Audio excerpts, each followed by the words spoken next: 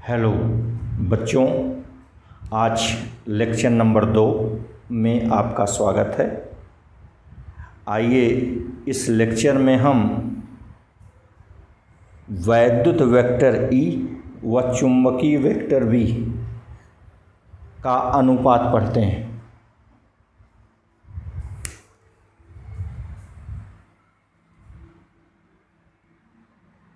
वैद्युत वेक्टर व चुंबकीय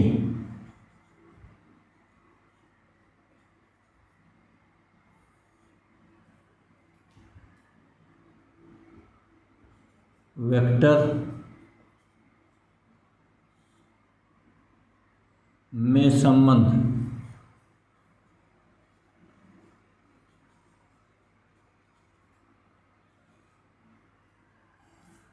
वैद्युत वेक्टर E व चुंबकीय वेक्टर B में संबंध। आइए इसको पढ़ा जाए। माना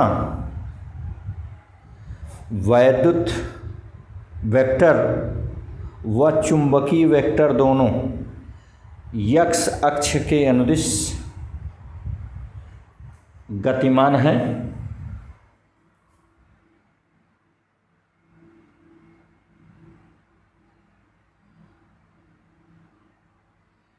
यह मान लीजिए x अक्ष है, यह y अक्ष है और यह z अक्ष है।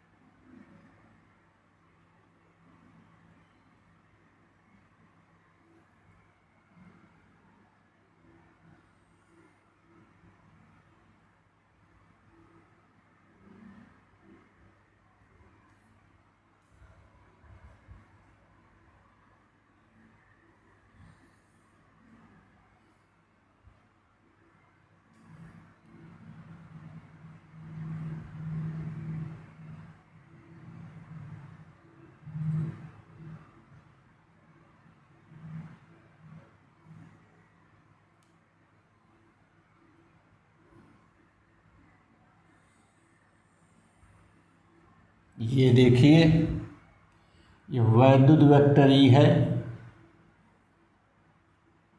जो कि y अक्ष के अनुदिश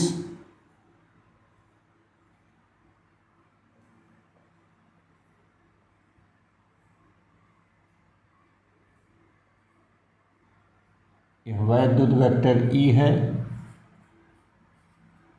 ये मूल बिंदु है। और यहाँ z अक्ष के अनुदिश वैद्युत वेक्टर B है, वैद्युत वेक्टर V है।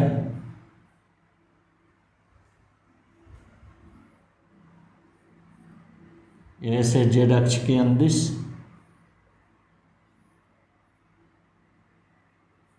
वैद्युत वेक्टर V है।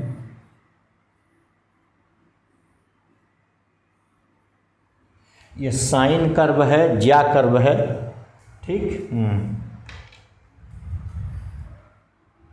तो वैद्युत वेक्टर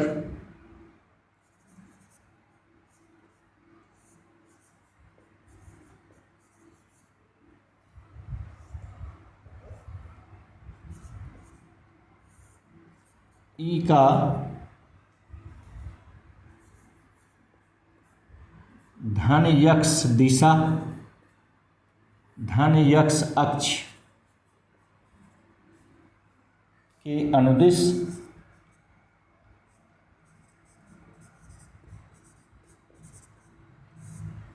धन यक्स अक्ष के अनुदिश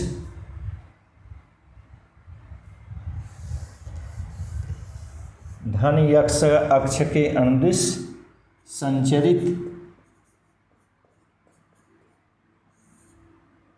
तरंग विद्युत चुंबकीय तरंग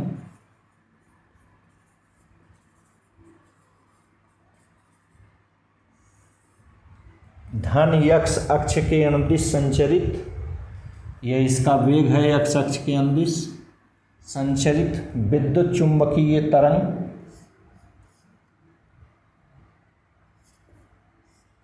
के वैद्युत वेक्टर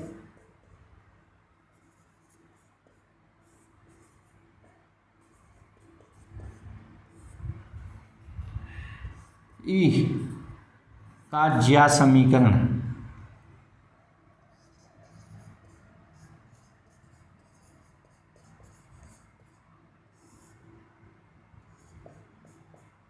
ठीक, E equal E0 sine omega T minus के एक्स, ये समीकरण 1 हो गया।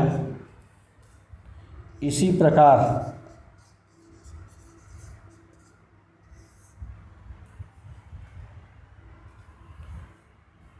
चुंबकीय वेक्टर B का ज्या समीकरण, चुंबकीय वेक्टर B का ज्या समीकरण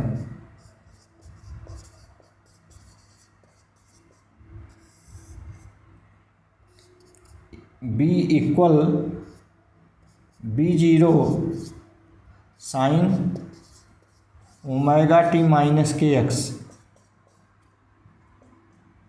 ये समीकरण 2। ठीक, ये हो गया।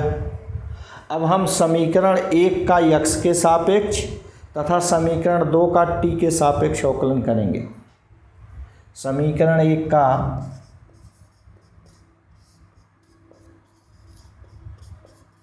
यक्स के सापेक्ष अवकलन करने पर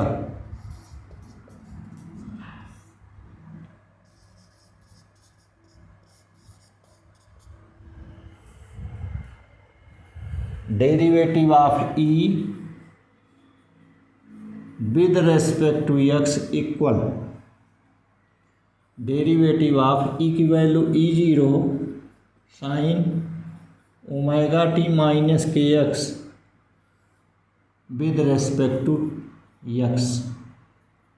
E0 कांस्टेंट है, बाहर हो गया, इनटू साइन का अवकलन कॉस, ये आप याद किए हैं, हजारों बार हम लोग पढ़ चुके, इनटू यहाँ देखिए यक्स का कांस्टेंट है माइनस के, इनटू यक्स का यक्स के सापेक्ष अवकलन 1, तो ये हो गया माइनस के E0 cos omega T minus के एक्स, ये समीकरण 3, ये आया derivative of E with respect to x. इसी प्रकार समीकरण 2 का टी के सापेक्ष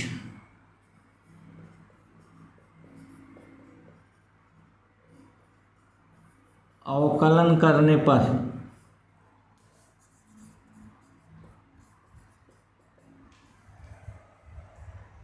टी का समीकरण 2 का टी के सापेक्ष अवकलन करने पर, तो derivative of B with respect to T equal derivative of B की वैल्यू समीकरण 2 से V0 sine omega T minus के X with respect to time T. यहाँ देखिए V0 कांस्टेंट है, बाहर हो गया, साइन का अवकलन कॉस ओमेगा टी माइनस के एक्स इंटू यहाँ देखिए टी का गुणांक ओमेगा है, ओमेगा इंटू टी का टी के सापेक्ष अवकलन 1। तो ये हल हो गया ओमेगा b0 कास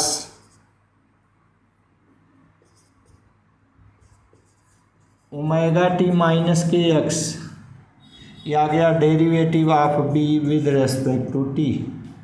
ये समीकरण 4 हो गए। Derivative of e with respect to x equal negative derivative of b with respect to t।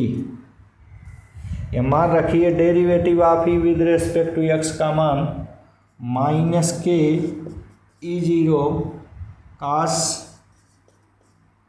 Omega T minus के X equal minus derivative of b with respect to t का मान समीकरण 4 से omega b0 cos omega T minus के X. आप देखिए कास term दाहिने और बाएं पक्ष से कट गया, ये माइनस भी दाहिने बाएं से कट गया, तो यहाँ बच गया अथवा के E0 इक्वल ओमेगा b0। यहाँ से आपको मिला E0 अपान b0 इक्वल ये हुआ ओमेगा अपान के। ये ओमेगा कोणीय आवृत्ति तथा के प्रोपेगेशन कांस्टेंट है, अथवा यह E0 अपान b0 इक्वल ओमेगा कोणीय आवृत्ति, इसका सूत्र होता है 2 पाई अपान टी, और के प्रोपेगेशन कांस्टेंट इसका सूत्र होता है 2 पाई बाई लैम्डा। ठीक, तो इस ढंग से ये 2 पाई अपान टी वैसे हो गया, ये भाग को गुणा में बदले, दूसरा भिन्न उलट गया, लैम्डा ऊपर और 2 पाई नीचे, 2 पाई से कट गया, ये आ गया 1 अपान टी इंटू लैम्डा। 1 अपान टी आवर्तकाल का उल्टा आवृत्ति होता है, ठीक, इसको हम न्यू कह सकते हैं, लैम्डा आवर्तकाल का उल्टा आवृत्ति।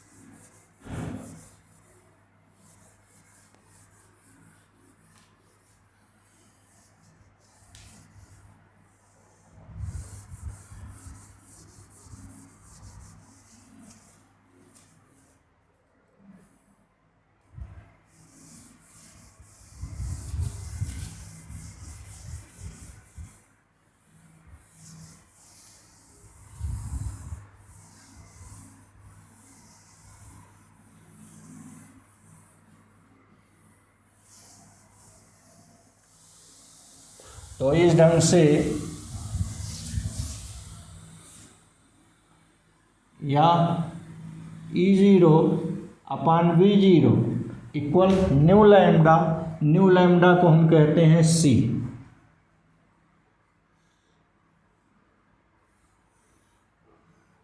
ये है समीकरण 5। समीकरण 1 में समीकरण 2 से भाग देने पर, समीकरण 1 में समीकरण 2 से भाग देने पर, आप जरा समीकरण 1 2 देखिए। समीकरण 1 है E, समीकरण 2 है B, भाग दे दिए। T का मान है E0 sine omega T minus के एक्स, और B का मान है B0 sign omega T minus के एक्स। आप देखिए साइन टर्म कट गया, यह बराबर आ गया E0 अपान B0। ऊपर समीकरण 5 से E0/V0 का मान आ गया C। ये समीकरण 6 हो गया। इससे हम लोगों ने सिद्ध किया कि अतः निर्वात में वैद्युत वेक्टर व चुंबकीय वेक्टर का अनुपात निर्वात में प्रकाश की चाल के बराबर होता है। वैद्युत वेक्टर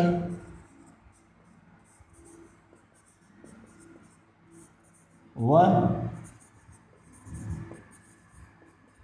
चुंबकीय वेक्टर के परिमाण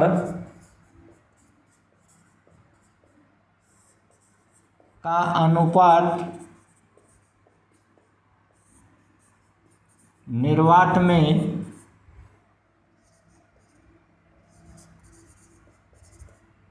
प्रकाश की चाल के बराबर होता है।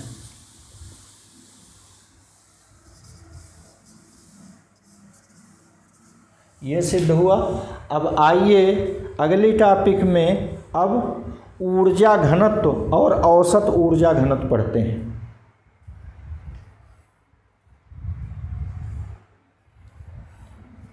ये नई टॉपिक है आज की, दूसरी टॉपिक ऊर्जा घनत्व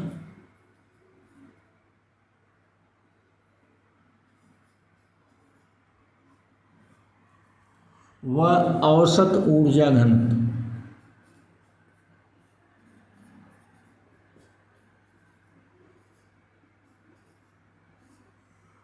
ठीक, ऊर्जा घनत्व व औसत ऊर्जा घनत्व। वैद्युत वेक्टर का ऊर्जा घनत्व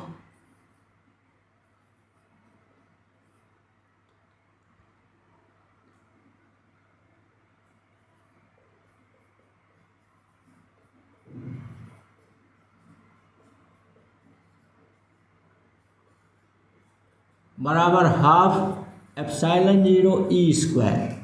ये समीकरण 1 हो गया। इसी प्रकार चुंबकीय वेक्टर का ऊर्जा घनत्व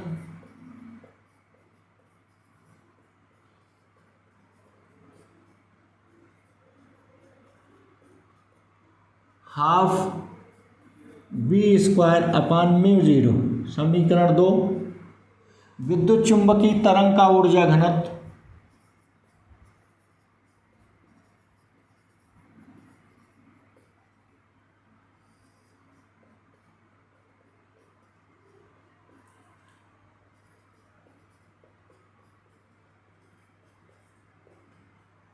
U बराबर वैद्युत वेक्टर का ऊर्जा घनत्व UE प्लस चुंबकीय क्षेत्र का ऊर्जा घनत्व UM। Energy density of magnetic field and energy density of electric field. ये हो गया। अब समीकरण 1 और 2 से इसका मान रख दिए, अथवा U equal UE means ½ ε0 E² plus ½ ε0 V²/μ0। ये समीकरण 3 हो गया। इसी प्रकार वैद्युत क्षेत्र का औसत ऊर्जा घनत्व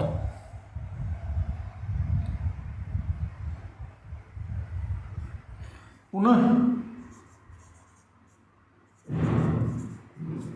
समीकरण 1 से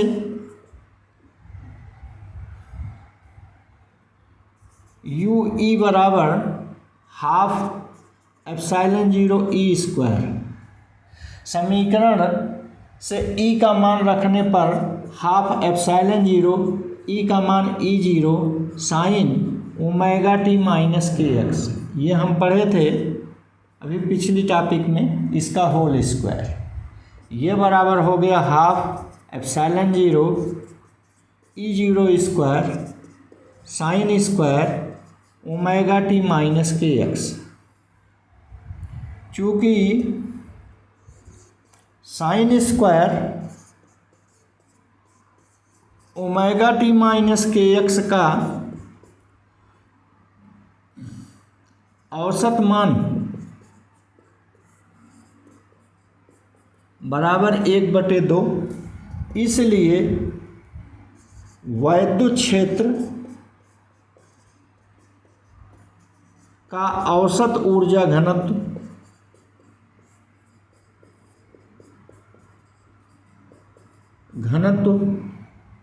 u E bar equal half epsilon zero E zero square into 1/2, इसका औसत मान हो गया।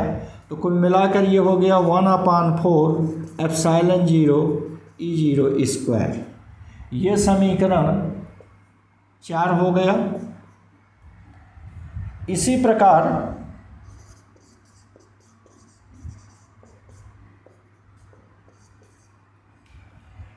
समीकरण 2 से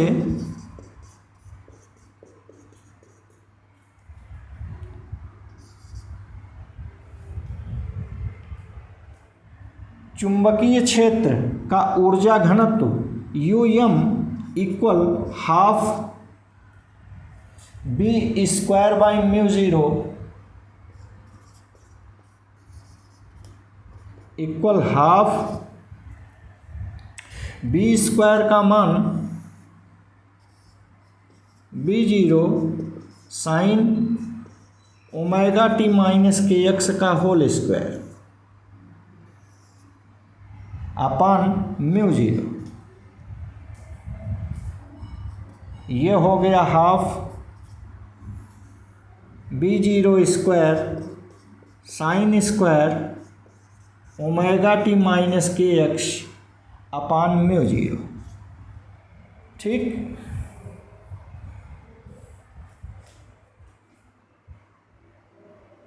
ये sine square omega T minus के एक्स का औसत मान अभी अभी हमने पढ़ा 1/2। ये हो गया 1/2 बी जीरो स्क्वायर बटे म्यू जीरो इंटू 1/2। ठीक, तो इस ढंग से यह बराबर हो गया 1/4 बी जीरो स्क्वायर बटे म्यू जीरो। यह आइए यहाँ इसको आगे लिखते हैं, जगह नहीं है, यहाँ लिख दें। चूँकि sign square omega T minus के एक्स का औसत मान 1/2, इस साइन स्क्वायर टर्म्स का औसत मान 1/2, ये हम इंटीग्रल मेथड से हल कर सकते हैं। कई बार ये आया है, हमने आपसे कहा कि गणित के लोगों को हम इसको हल करके बता देंगे क्लास में कैसे ये आता है। इंटीग्रल मेथड से आराम से आ जाएगा। चूँकि यहाँ बायोलॉजी मैथमेटिक्स दोनों हैं, इसलिए आप इसे याद कर लीजिए। आइए तो चुंबकीय क्षेत्र का औसत ऊर्जा घनत्व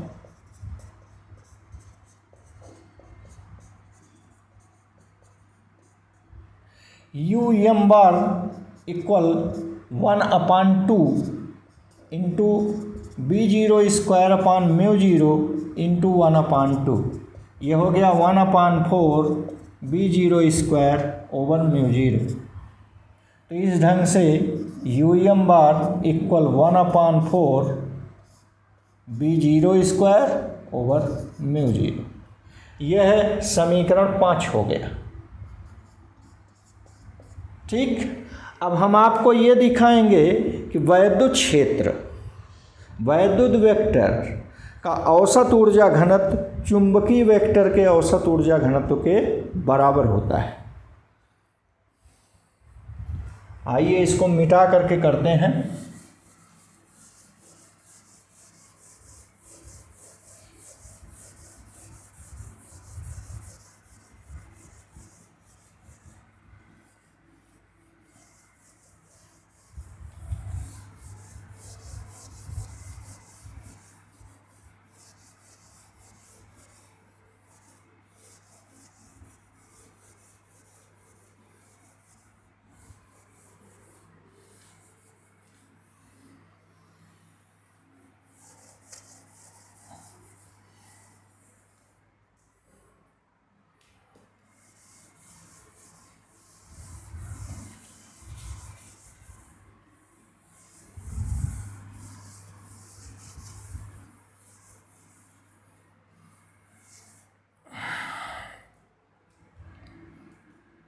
वैद्युत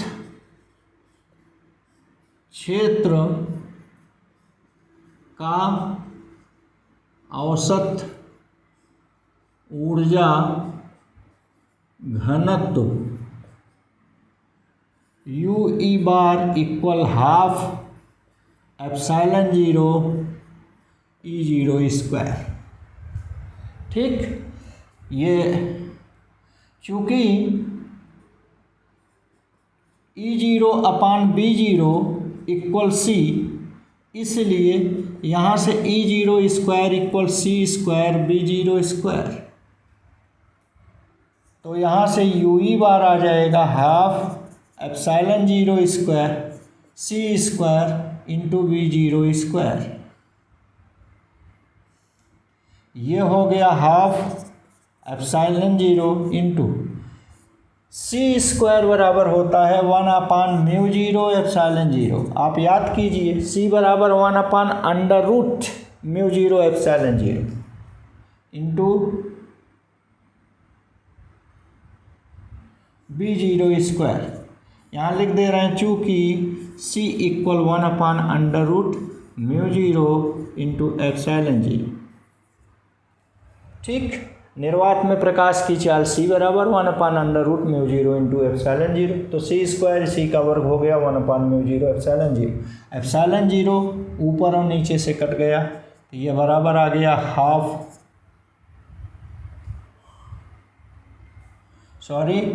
पर 1/4, ये 1/4, या 1/4, या 1/4।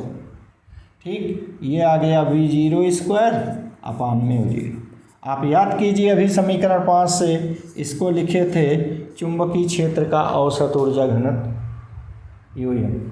इस प्रकार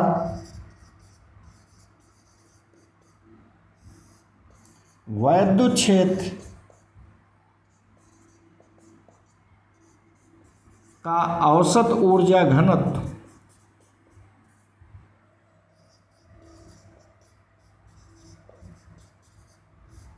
चुंबकीय क्षेत्र के औसत ऊर्जा घनत्व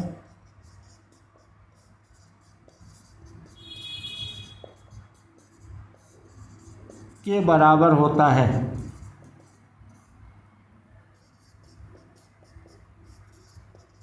अतः विद्युत चुंबकीय तरंग का औसत ऊर्जा घनत्व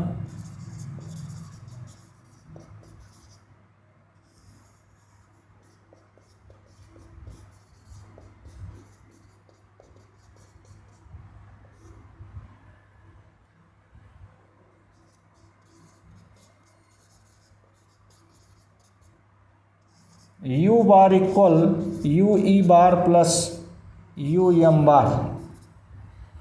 यू ई बार मीन्स 1/4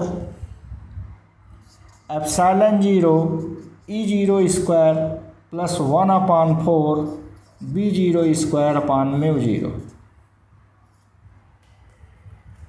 ठीक, यही बराबर हो गया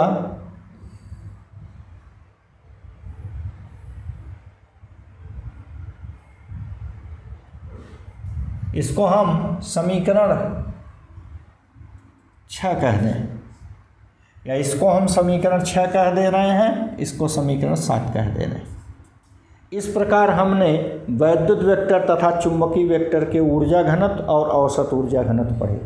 अब हम पढ़ेंगे विद्युत चुंबकीय तरंगों का अभिलक्षण। विद्युत चुंबकीय तरंगों का अभिलक्षण।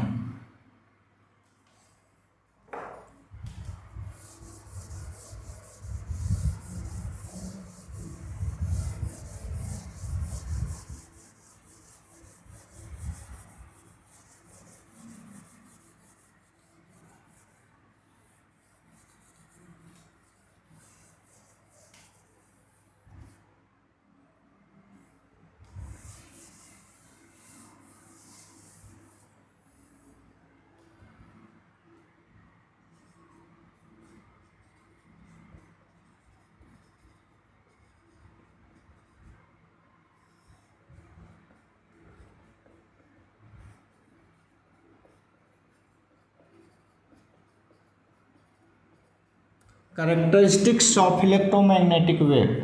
पहला अभिलक्षण है कि ये है त्वरित आवेशों द्वारा उत्पन्न होती हैं। ये त्वरित आवेशों द्वारा उत्पन्न होती हैं।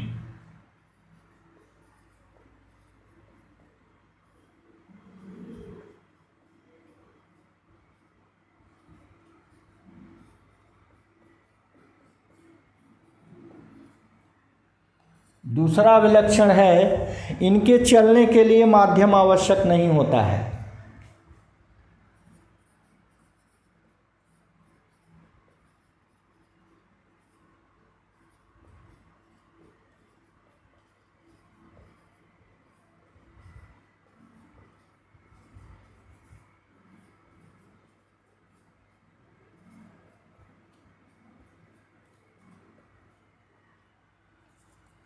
ठीक, ये तीसरा विलक्षण है कि इनका वेग निर्वात में प्रकाश की वेग के बराबर होता है।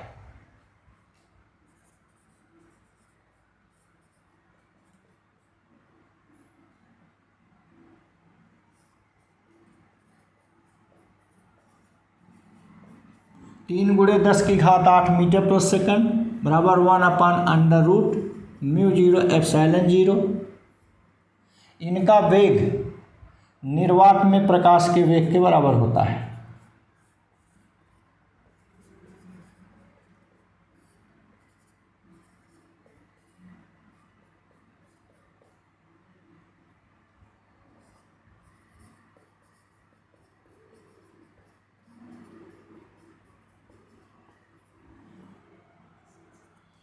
समय के सापेक्ष समान कला में होते हैं।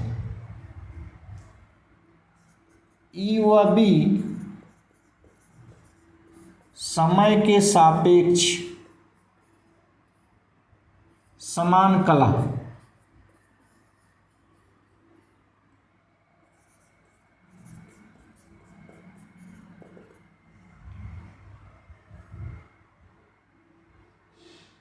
किंतु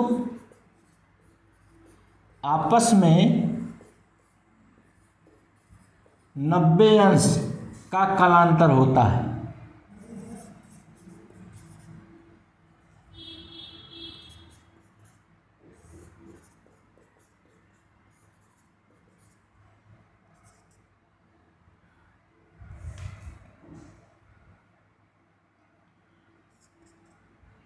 ई व बी तथा E0 व V0 का अनुपात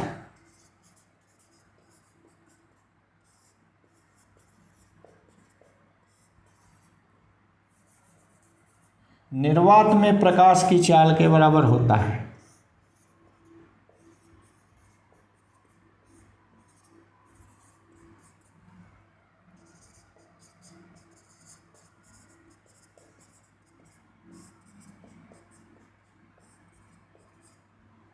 अतः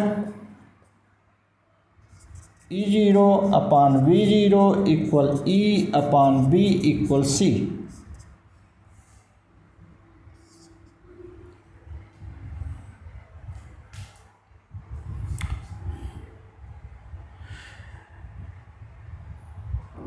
प्रकाशीय प्रभाव वैद्युत वेक्टर ई में होता है।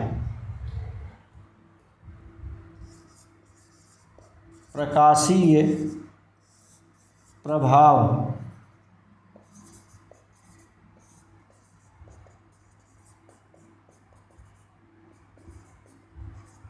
वैद्युत वेक्टर ई में होता है। अतः इसे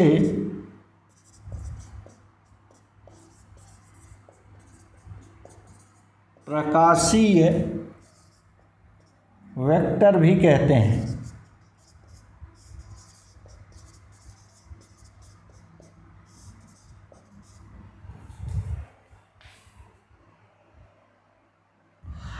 अगली कैरेक्टरिस्टिक्स आप दे दीजिए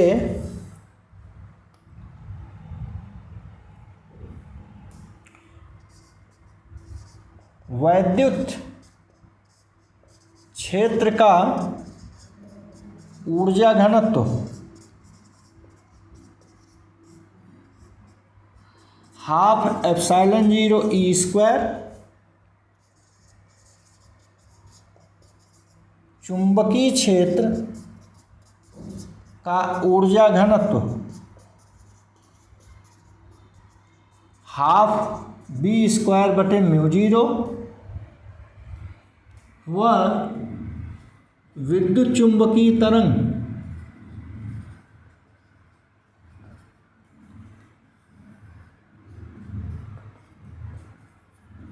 का ऊर्जा घनत्व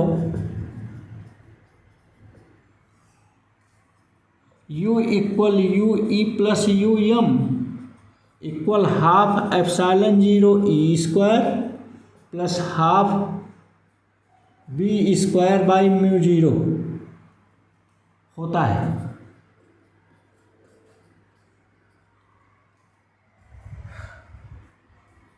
अगली कैरेक्टरिस्टिक वैद्युत क्षेत्र का औसत ऊर्जा घनत्व।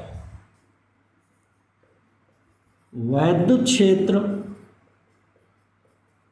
का औसत ऊर्जा घनत्व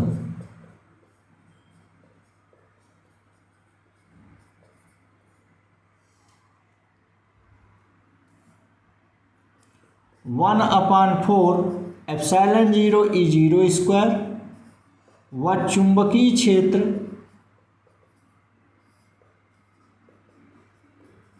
का औसत ऊर्जा घनत्व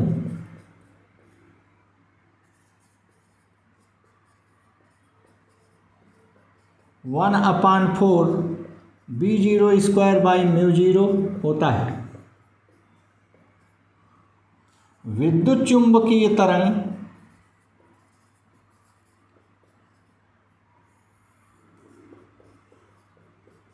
का औसत ऊर्जा घनत्व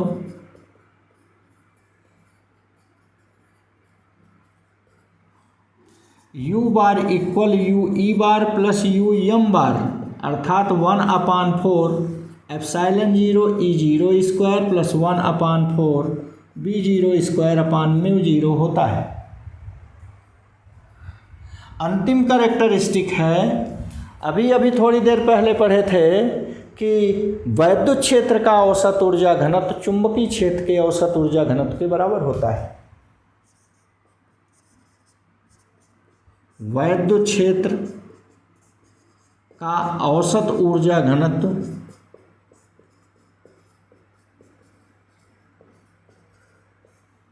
चुंबकीय क्षेत्र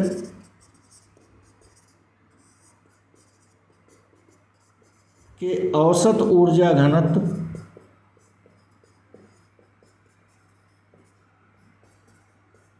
के बराबर होता है।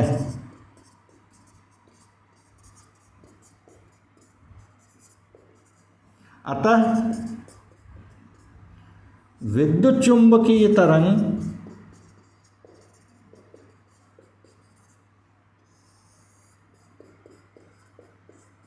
का औसत ऊर्जा घनत्व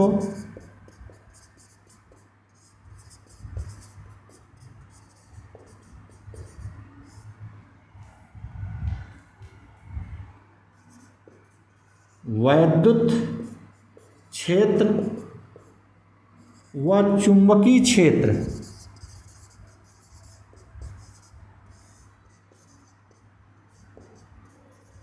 के औसत ऊर्जा घनत्व में बराबर बढ़ जाता है।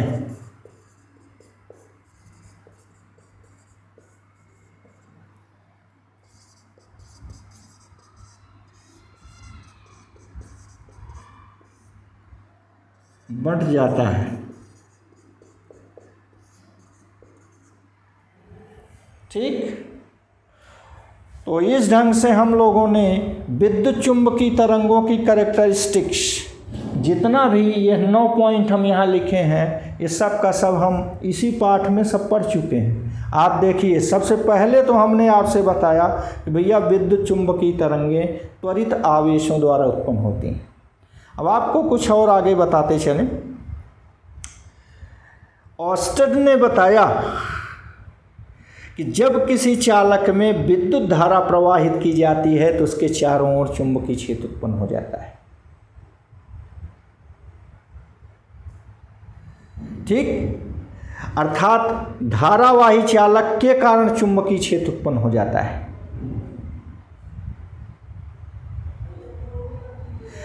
जब आप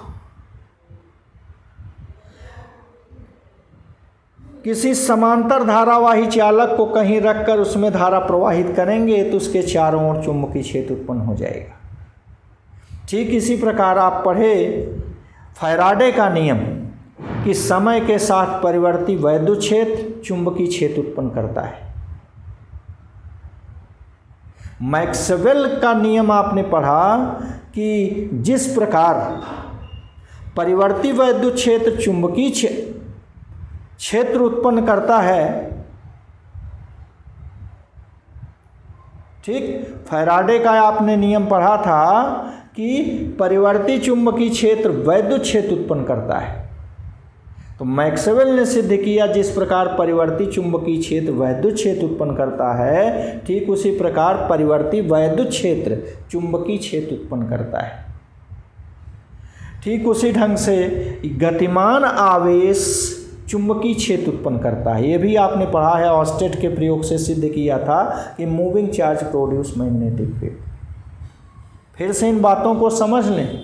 जब आवेश स्थिर है तो इसके कारण वैद्युत क्षेत्र उत्पन्न होता है। जब यही आवेश चल रहा है तो इसके कारण चुंबकीय क्षेत्र उत्पन्न होता है। और जब यही आवेश त्वरित गति कर रहा है तो इसके कारण विद्युत चुंबकीय तरंगें उत्पन्न होती हैं, विद्युत चुंबकीय क्षेत्र उत्पन्न होता है। ठीक, तो ये सब बातें बहुत आपने सब कुछ पढ़ लिया। जितना भी बिंदु यहाँ लिखे हैं, चूँकि पहले पढ़े हैं इसलिए सबको लिखते चले गए। अब आइए पढ़ते हैं विद्युत चुंबकीय स्पेक्ट्रम। विद्युत चुंबकीय स्पेक्ट्रम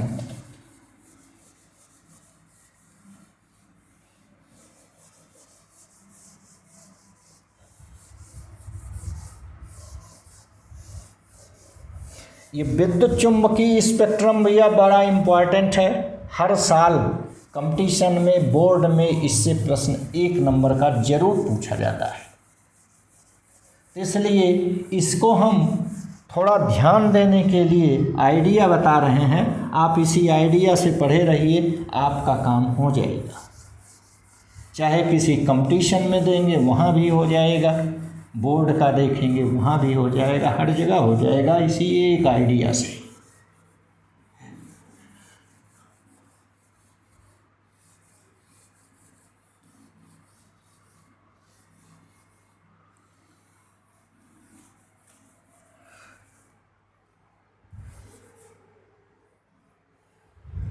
विद्युत चुंबकीय स्पेक्ट्रम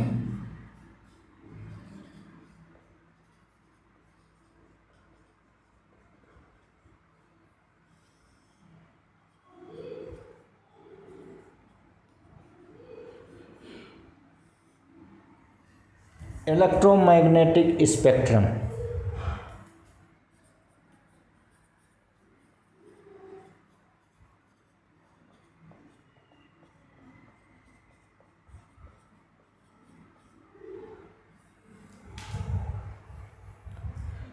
एक व्यक्ति है, उसका नाम कल्लू है, कल्लू गुप्ता। वो बेचारा बीमार था पहले। अब आया डॉक्टर के पास हॉस्पिटल में। डॉक्टर ने क्या किया, एक्सरे का प्रयोग किया। हम लोग एक्सरे खिंचाते हैं कि नहीं, कहीं हड्डी टूट जाती है या जो भी कारण होता है कोई भी जांच के लिए, डॉक्टर साहब कहते हैं जाइए एक्सरे खिंचा लाइए। तो ठीक उसी प्रकार कल्लू गुप्ता जी का एक्सरे हुआ। ठीक, जब एक्सरे उन पर डाला गया तो वो बीमार पड़ गए। हम लोग तो जाते हैं ठीक होने के लिए, उन पे डाला गया तो बीमार पड़ गए। तो कल्लू गुप्ता पर एक्सरे अल्ट्रावायलेट डाला, वो बीमार पड़ गया। यही एक वाक्य है, आप इसे ध्यान में रखे रहिए, आपका काम हो गया। कल्लू गुप्ता पे एक्सरे अल्ट्रावायलेट डाला, वो बीमार पड़ गया। ठीक, यही एक वाक्य आपको ध्यान रखना है। देखिए,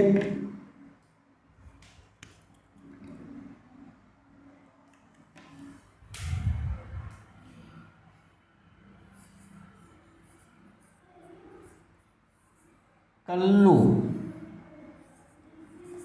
गुप्ता पे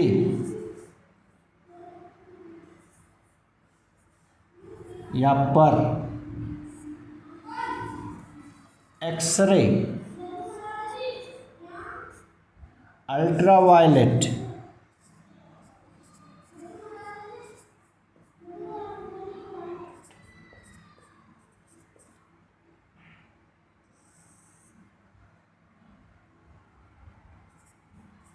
डाला, वो बीमार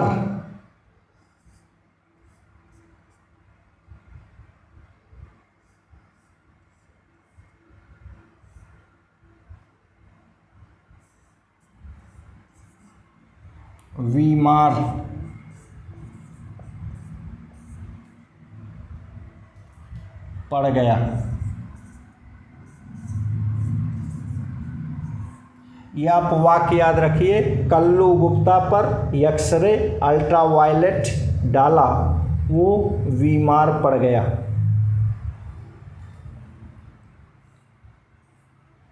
ठीक, अब आप देखिए, कल्लू का मतलब होता है कॉस्मिक,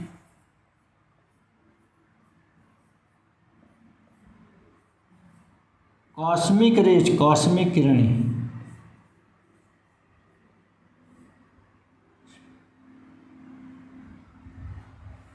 गुप्ता मतलब गामा किरणें।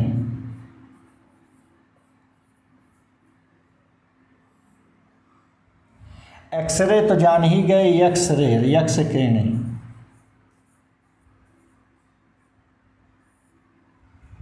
अल्ट्रावायलेट जान गए, पराबैंगनी किरणें।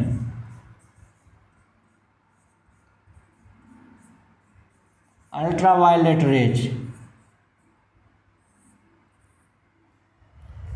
जरा बीमार के बारे में ध्यान से समझिए। बीमार को हम यहाँ लिख रहे हैं ऐसे, देखिए,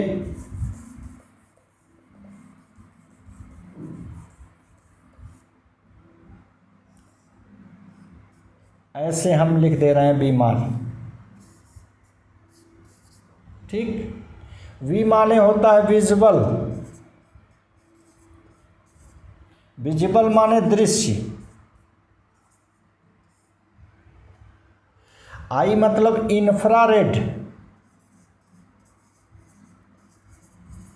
इंफ्रारेड का मतलब होता है अवरक्त। यम मतलब माइक्रो,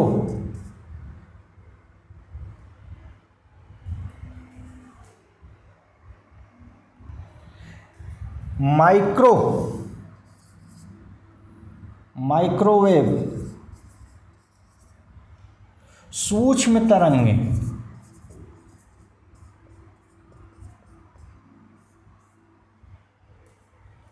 ए माने हो गया एंड, आर मतलब हो गया रेडियो,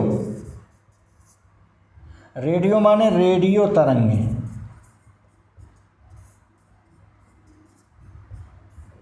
तो भैया इस ढंग से इनका क्रम है। सबसे ज़्यादा ऊर्जा कॉस्मिक रे की होती है, फिर गामा की होती है, फिर यक्स किरण की होती है। जैसे जैसे आप नीचे बढ़ते हैं ऊर्जा घटती है, तरंग दैर्घ्य बढ़ता है। इसको आप ऐसे याद कीजिए, ये ऊर्जा का घटने का क्रम है। देखिए, ऊर्जा घट रही है और तरंग दैर्घ्य के बढ़ने का क्रम है। ठीक, तरंग दैर्घ्य बढ़ता है, ऊर्जा घटती है, तरंग दैर्घ्य लैम्डा बढ़ता है।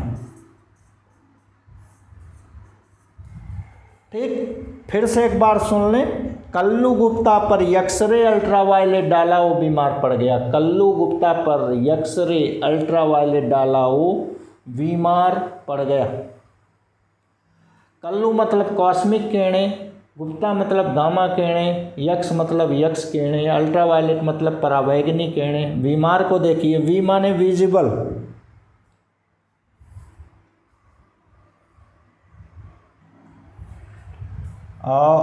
विजुअल का मतलब दृश्य किरणें, और ये इंफ्रारेड माने अवरक्त किरणें, माइक्रोवेव माने सूक्ष्म किरणें, सूक्ष्म तरंगें, और रेडियो माने रेडियो तरंगें। ठीक, ये इनका क्रम है। जैसे जैसे आप नीचे उतरते जाएंगे ऊर्जा घटती जाएगी, तरंग दैर्ध्य बढ़ता जाएगा। आपसे परीक्षा में इन्हीं में से 2, 3, 4 दे दिए। उन्होंने कहा कि ऊर्जा के घटते क्रम में लिखिए, उन्होंने कहा तरंग दैर्ध्य के बढ़ते क्रम में लिखिए। ठीक, जैसे भी जो कहेंगे उसी ढंग से आप लिख डालिएगा। जैसे ऊर्जा का घटता क्रम का मतलब हुआ पहले बड़ी ऊर्जा, फिर छोटी, फिर छोटी, फिर छोटी, ये डिसेंडिंग ऑर्डर इसको कहेंगे। तरंग दैर्ध्य का बढ़ता क्रम, इसका मतलब सबसे छोटी तरंग दैर्ध्य, फिर बड़ी, फिर बड़ी, फिर बड़ी, तो इस ढंग से असेंडिंग ऑर्डर इस ढंग से लिखा जाता है। क्लियर है? तो यह बहुत इम्पॉर्टेंट है, 1 नंबर का हर बोर्ड की परीक्षा में, हर कंपटीशन में यह जरूर पूछा जाता है। चलिए अब आगे पढ़ते हैं। हमको यह बताना है कि विद्युत चुंबकीय तरंगें अनुप्रस्थ होती हैं, अनुप्रस्थ प्रकृति, यह बात हमको सिद्ध करना है।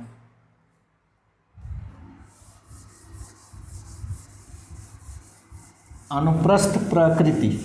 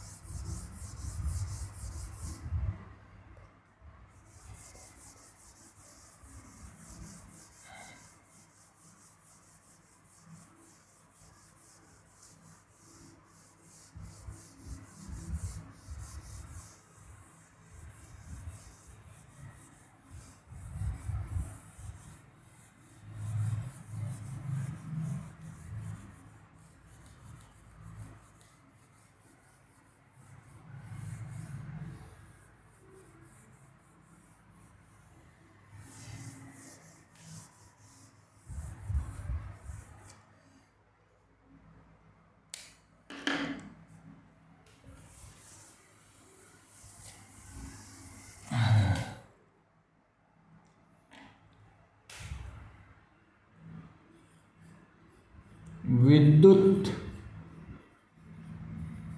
चुंबकीय तरंगें अनुप्रस्थ होती हैं।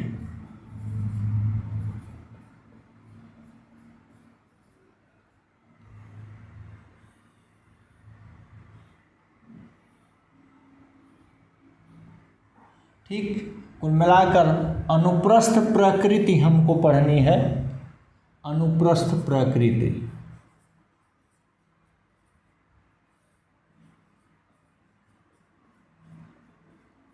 Transverse nature. अनुप्रस्थ प्रकृति के बारे में जरा ध्यान से समझिए। ये तरंगें हैं, माध्यम में चलती हैं, संचरित होती हैं। तो माध्यम के कण भी अपनी साम्य स्थिति के इधर उधर कंपन करने लगते हैं। और हम पढ़े हैं छोटी कक्षाओं में, जब माध्यम के कणों के कंपन की दिशा तरंग संचरण की दिशा के लंबवत होती है, तो ऐसी तरंग को हम अनुप्रस्थ तरंग कहते हैं। तो अनुप्रस्थ प्रकृति का एक ही अर्थ हुआ कि इस तरंग की संचरण की दिशा के लंबवत कणों के कंपन की दिशा होनी चाहिए। क्लियर हो गए? ये अनुप्रस्थ प्रकृति का मतलब हुआ। जब माध्यम में तरंगें संचरित होती हैं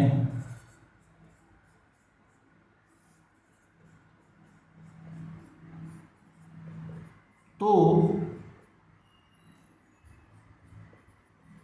माध्यम के कणों के कंपन की दिशा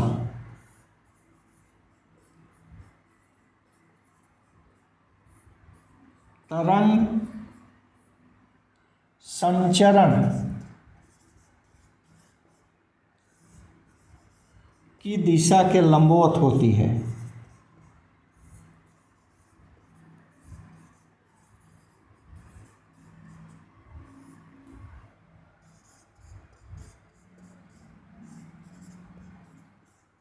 तो इसे अनुप्रस्थ तरंगे कहते हैं।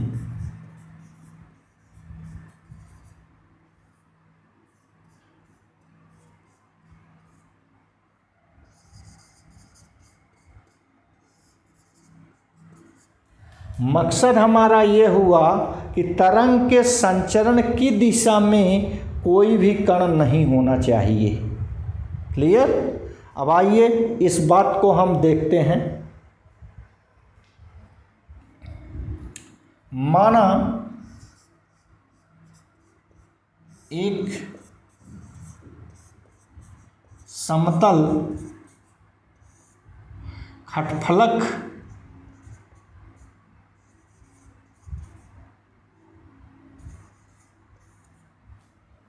चित्रानुसार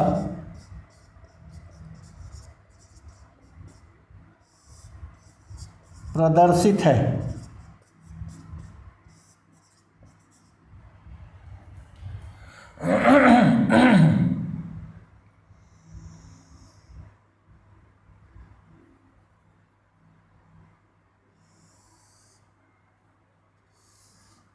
ये देखिए x अक्ष, y अक्ष, z अक्ष। y अक्ष के अंदिश वैद्युत वेक्टरी, z अक्ष के अंदिश चुंबकीय वेक्टर v तथा x अक्ष के अंदिश तरंग संचरण की दिशा अर्थात वेग v है।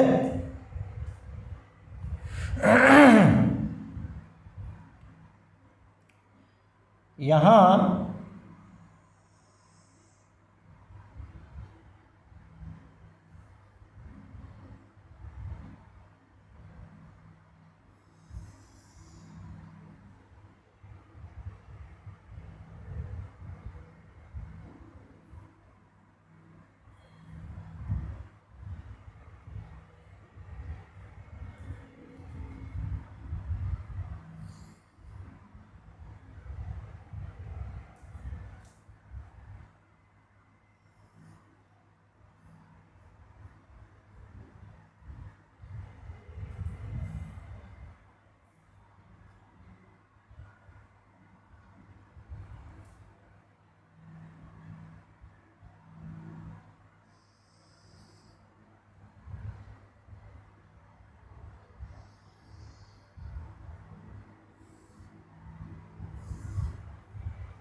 ये है A B C D E F G H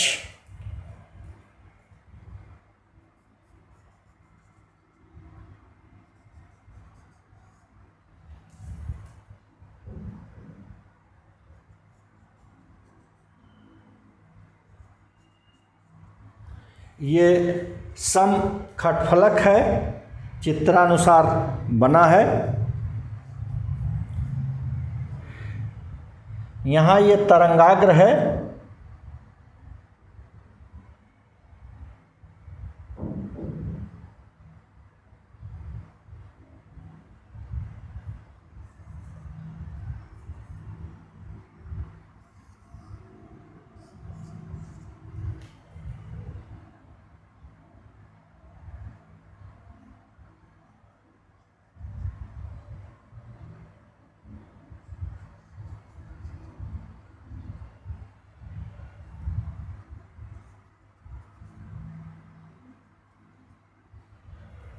ये तरंगाग्र है।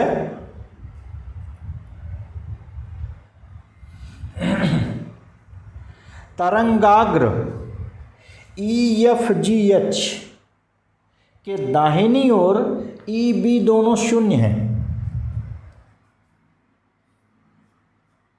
तरंगाग्र EFGH के दाएं E व B दोनों शून्य हैं।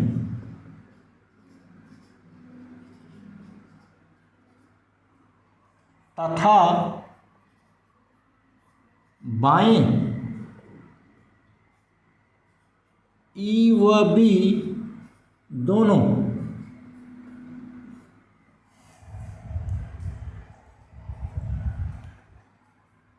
x अक्ष के अनुदिश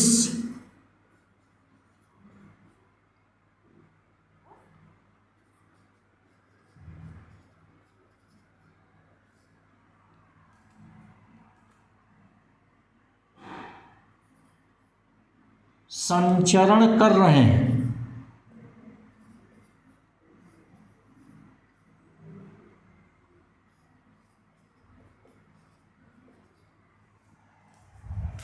ठीक, चूंकि खटफलक के भीतर आवेश शून्य है, चूंकि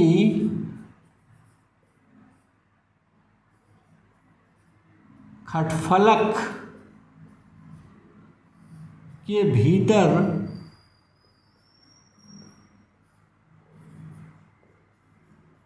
आवेश Q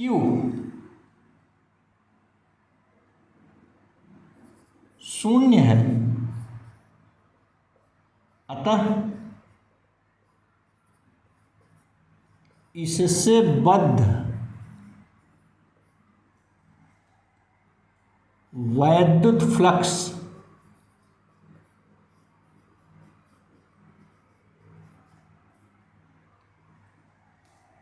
इससे बद्ध वैद्युत flux integral over closed surface, इसका नाम ABCDEFGH इस फलक का पूरा नाम हो गया। Vector E dot vector DA equal 0, ये समीकरण 1। चूंकि इस खटफलक में 6 फलकें हैं तो प्रत्येक के लिए अलग अलग लिख लें। ये पहली फलक integral over close surface ABCD E dot DA plus integral over close surface ये EFGH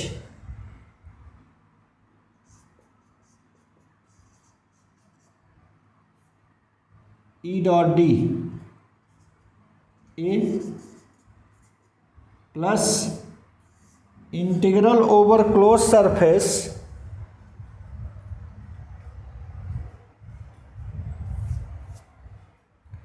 BCGF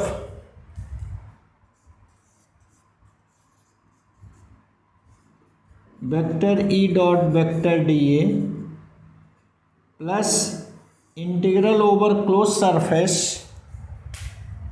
ADHE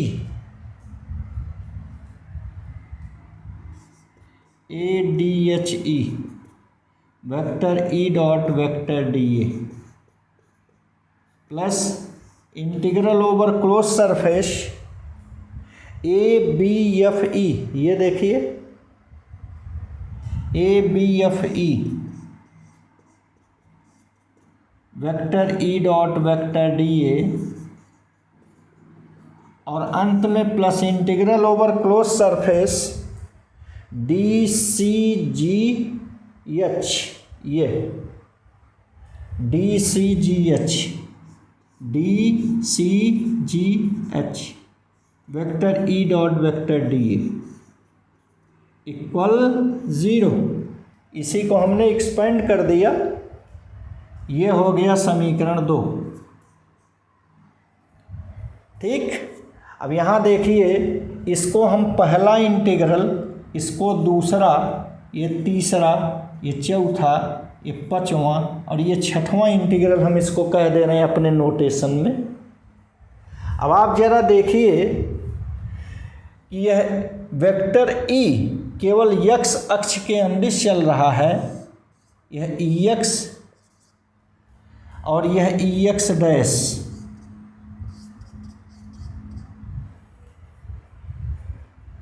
ठीक, केवल x अक्ष के अंदिश है। ठीक, y और z अक्ष के अंदिश परिवर्तित नहीं हो रहा है।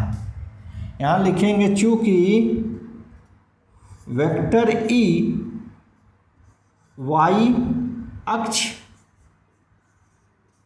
व z अक्ष के अनुदिश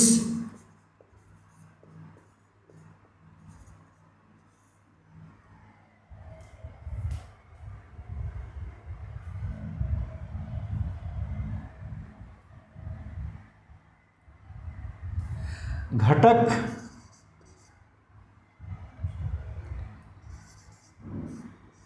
परिवर्तित नहीं हो रहा है,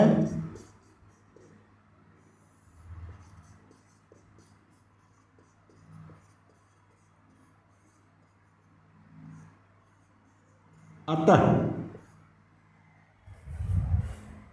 y अक्ष के लंबवत देखिए कौन कौन है, यह है फलक बी सी जी एफ, अतः फलक बी सी जी एफ व ये फलक ए डी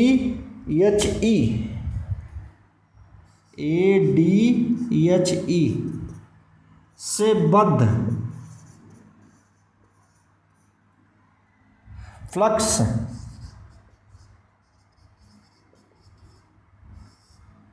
बराबर व विपरीत हैं।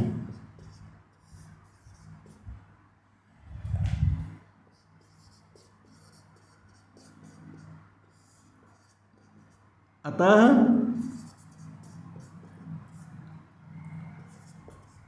समाकलन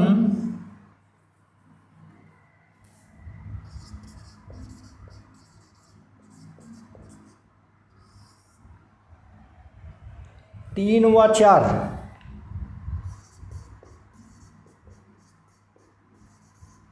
का योगदान एक दूसरे को निरस्त कर देंगे,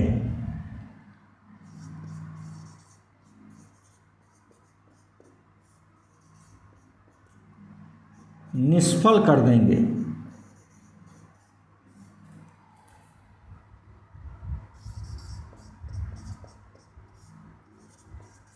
इसी प्रकार ये फलक A B F E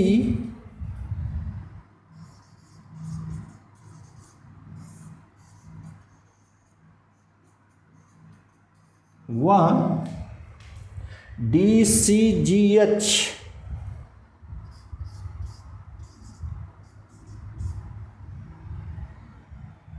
x Y Z अक्ष के अंदिश, जेड अक्ष के लंबवत, जेड अक्ष के लंबवत, वो दोनों वाई अक्ष के लंबवत थे।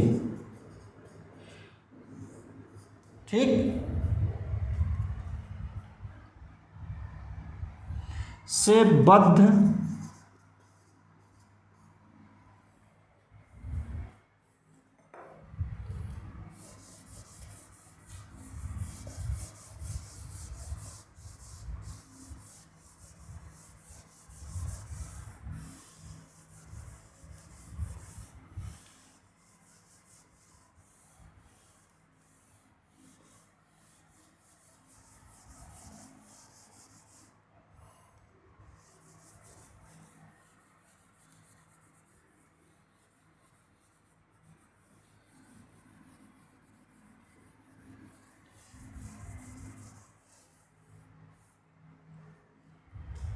से बद्ध फ्लक्स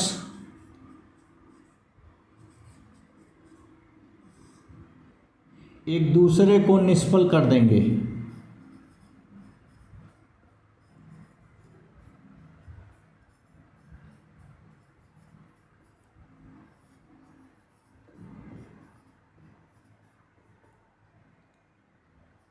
अतः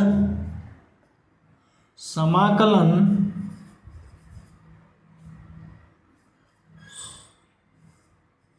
पाँच व छः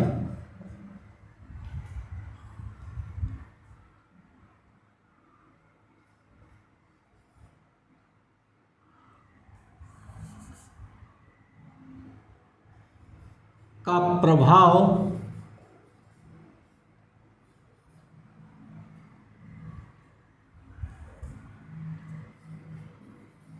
एक दूसरे से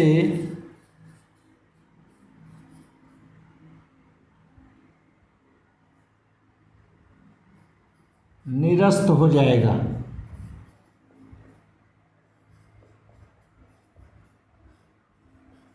अतः अब ये 3, 4, 5, 6 ये सब गायब हो गए, केवल यही 1 और 2 बचा। Integral over close surface ABCD vector E dot vector DA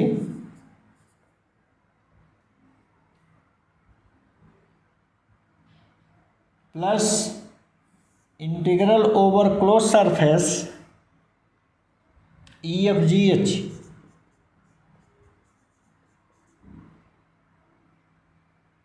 vector E dot vector DA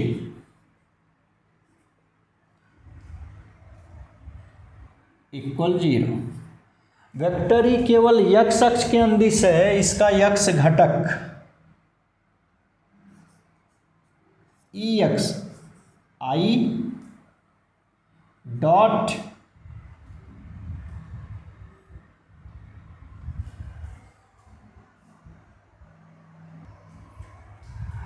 यह वेक्टर DA माने लंबाई गुणे चौड़ाई क्षेत्रफल होता है।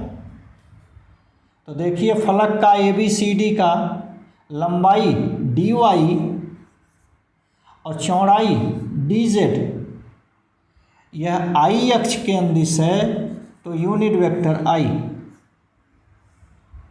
प्लस EFGH भी इसी ढंग से x घटक EX डैश I डॉट ये DY DZ ये नीचे की ओर है इधर, तो माइनस I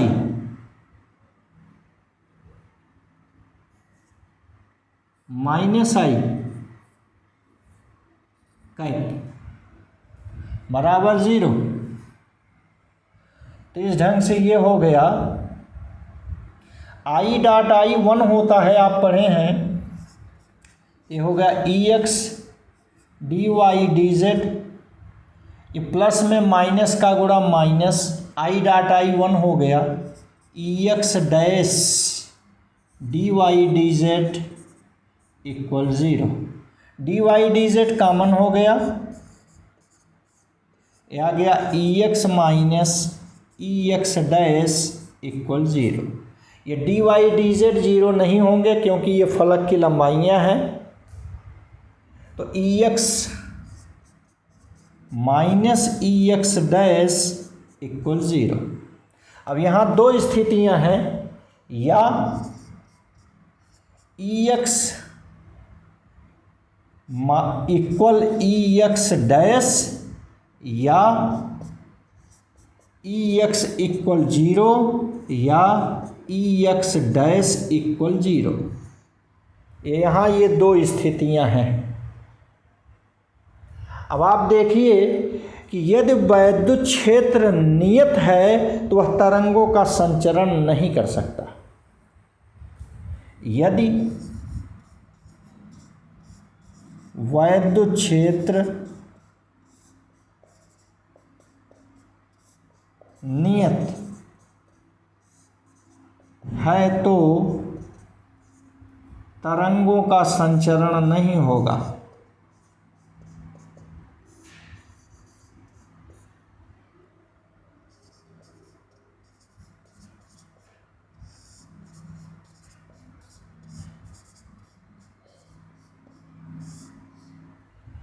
इसका मतलब Ex इक्वल Ex डैश नहीं हो सकता।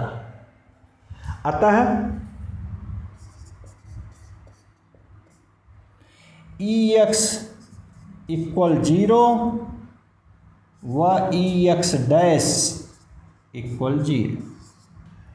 Ex मतलब x अक्ष के अनुदिश E का घटक शून्य है, अर्थात x अक्ष के अनुदिश तरंग संचरण की दिशा के अनुदिश वैद्युत क्षेत्र का घटक नहीं होता। अतः तरंग संचरण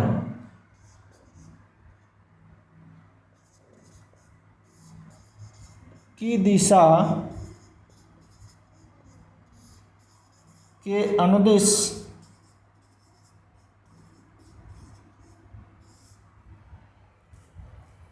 वैद्युत वेक्टर के घटक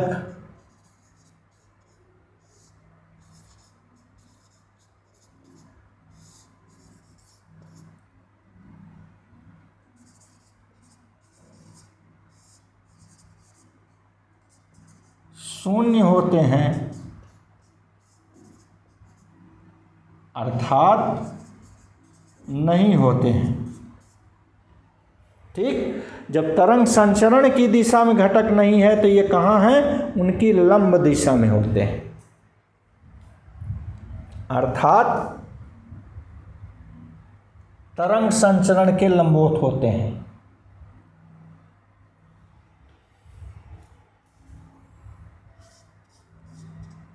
तरंग संचरण के लंबवत, तरंग संचरण के लंबवत होते हैं।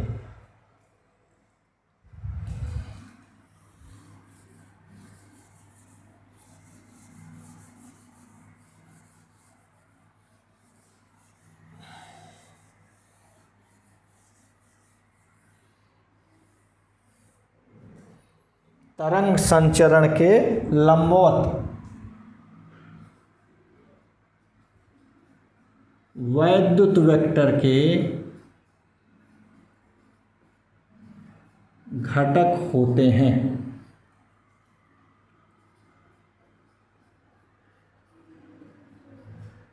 इसी प्रकार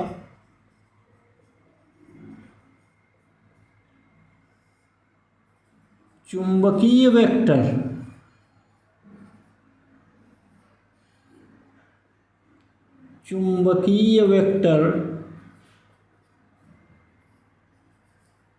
के घटक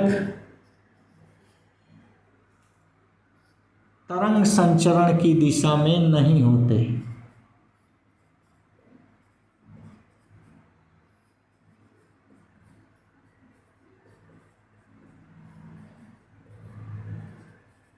शून्य होते हैं। Vx equal 0। इसी प्रकार चुंबकीय वेक्टर के घटक तरंग संचरण की दिशा में शून्य होते हैं, अर्थात Vx बराबर 0। इससे सिद्ध क्या हुआ कि विद्युत चुंबकीय तरंगे में जो ये वेक्टर वैद्युत वेक्टर चुंबकीय वेक्टर ये दोनों तरंग संचरण की दिशा में नहीं हैं, अर्थात उनके लंबवत हैं, माने अनुप्रस्थ हैं। अतः विद्युत चुंबकीय तरंगें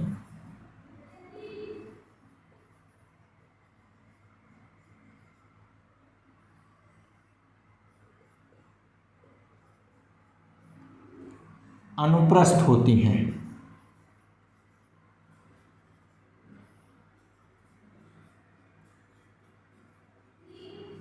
तो इस प्रकार इसको फिर से समझ लें।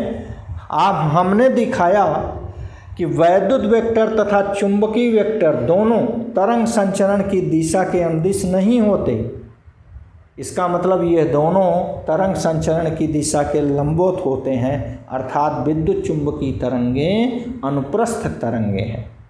ठीक, धन्यवाद।